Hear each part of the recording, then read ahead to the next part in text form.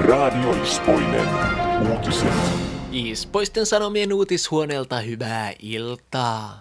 Kannut regatta Ispoisiin.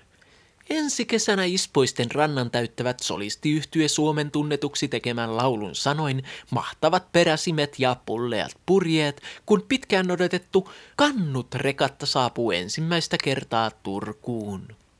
Regattaan on ilmoittautunut jo ainakin 3 turkulaista kohumissia, joista tunnetuin lienee Miss Ispoinen finaalissakin loistanut Kuiva Römpsää. Maksuton tapahtuma sekoittanee liikenteen. Heinäkuun lopussa järjestettävä regatta laittanee Ispoisen ja Huittamon alueen liikennejärjestelyt ainakin osittain uusiksi sekä mahdollisesti ruuhkauttaa Pitkäsalmen laivaliikenteen. Kannut-regatan osallistujat kilpailevat 1-2 hengen kumiveneissä seilaten aina Melontakeskukselta Ispoisten uimarannalle asti. Nopeuden lisäksi kilpailussa kisataan kannujen suuruudella sekä tietysti muodokkuudella. Lisäpisteitä jaetaan myös yleisen viihdyttämisestä ja perälaudan tasalaatuisuudesta. Tapahtumaan on yleisöllä vapaa pääsy.